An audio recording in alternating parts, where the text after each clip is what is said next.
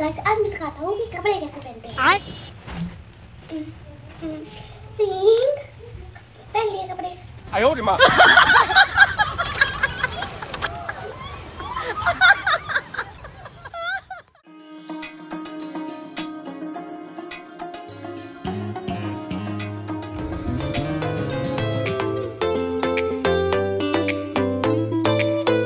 नमस्कार, तुमच्या आणि माझ्या म्हणजेच मराठी शारदा ब्लॉग्समध्ये सर्वांचं स्वागत आहे। तर 8 वाजत आलेले आहे आणि मुलगा अजून झोपलेलाच होता।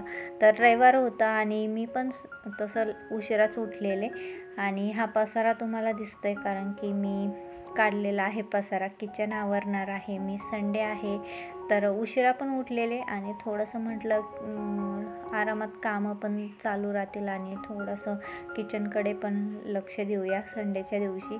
तसं मी संडेला अशी जास्त कामं नाही काढत, पण कधी कधी वाटतं ना चला म्हणजे मूड होऊन जातं कधी कधी कामं करायचं, चला आज टाईम आहे तर चला करून घ्या। मिस्टरांना पण संडेच्या दिवशी सुट्टी नव्हती, मुलांना होती पण त्यांना नव्हती, तर ते गेलेले सकाळीच ऑफिसला आणि इथे माझं चालू होतं क्लिनिंगचं काम। मुलाला उठून दिलेलं पण तो काय उठला नाही, त्याच्या मनाने नंतर उठला अर्धा तासाने लेट किंवा 15 मिनिटांनी असं चालू असतं। उठायला जाते पण तो उठत नाही कारण की रोजच सकाळी शाळेमुळं खूप लवकर उठले जातात ते 5:30ला किंवा त्याआधी किंवा थोडंसं 5:30च्या नंतर असंच उठले जातं आणि त्यांच्या झोपा होत नाही मुलं लहान असल्यावरती।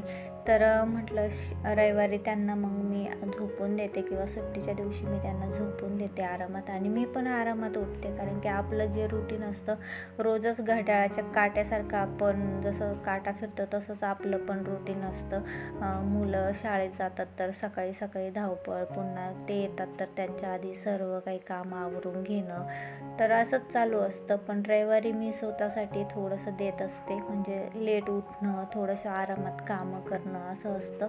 आणि रविवारी पण मी भरपूर असे कामं करते, कधी नाही करत, मनावरती असतं माझ्या। असं नाही की रविवारी पण सुट्टीच्या दिवशी मी शक्यतो नाही कामं काढत, पण मिस्टरांना ड्युटी होती आणि ते दिवसभर घरी नव्हते तर म्हटलं चला एक काहीतरी क्लिनिंग वगैरे करू। ते घरी असल्यावरती मी नाही करत कारण की मग त्यांना एका दिवस सुट्टी असते तर मग त्यांच्यासमोर म्हणजे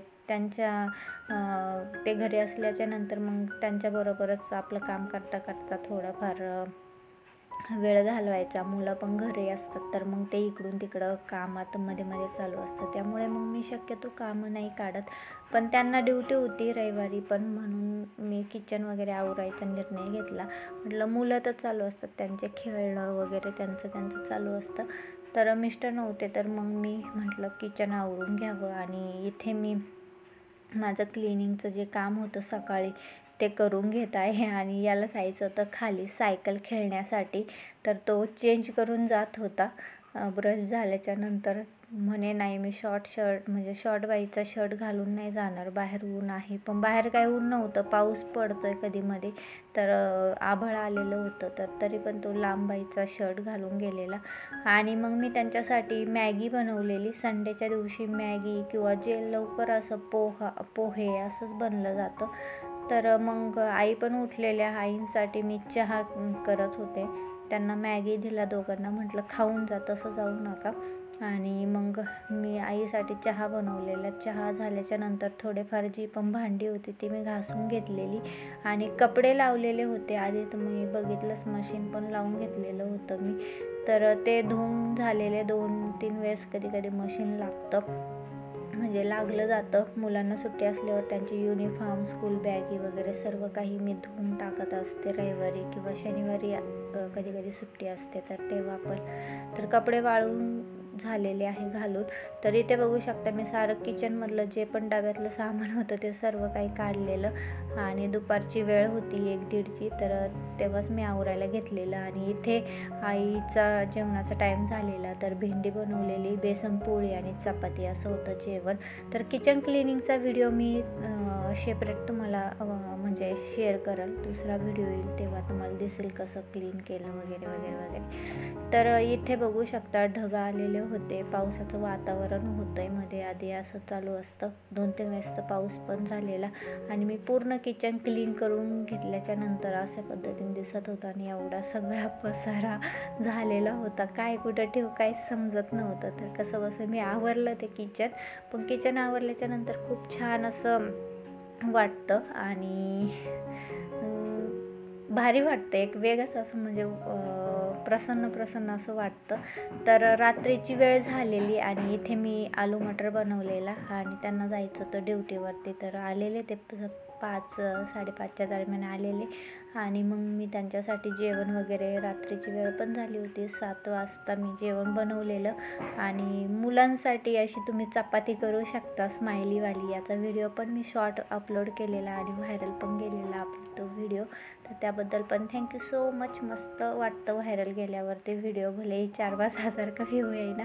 तर अशा पद्धतीने तुम्ही मुलांच्या टिफिनमध्ये सुद्धा अशी चपाती देऊ शकता. मुलं पण खुश होतात, वेगळं काहीतरी दिसतं त्यांना आणि अशी चपाती त्यांच्या फ्रेंडला पण दाखवतात मम्मीनं बघा अशीच बनवली आहे, अशी तशी बनवली आहे चपाती. तर असे वेगवेगळे आकार तुम्ही चपातीचे बनवू शकता मुलांना खुश करण्यासाठी. तर मुलं खूप खुश होतात, स्पेशल छोटे मुलं. तसं माझ्या मुलीला एवढं काही असं वाटत नाही, आता ती मोठी झाली तर तिला असं एवढं काही वाटत नाही, पण जो छोटा मुलगा आहे तर त्याला जर दिलं तर असं काहीतरी तर वेगळंच, म्हणजे त्याची रिॲक्शनच वेगळी असते, खुश होतो तो. आणि मी किचन वगैरे आवरलं होतं त्यामुळे पूर्ण ओली झाली होते मी. तर आंघोळ वगैरे करून मी स्वयंपाकाला लागलेले पुन्हा आणि इथे जेवण चालू आहे यांचे सगळ्यांचे. तर इथे मी काही पसारा डब्यांमध्ये भरलेला, काही बाजूला केलेला. तर हे जे राहिलेलं आहे ते मी उद्या दुसऱ्या दिवशी करणार आणि किचन जे थोडंफार मी स्वयंपाक केल्याच्या नंतर अस्तव्यस्त झालेलं आहे ते नीट करून झोपी जाणार आता. चला भेटूया पुढच्या व्हिडिओसोबत, तोपर्यंत बाय बाय.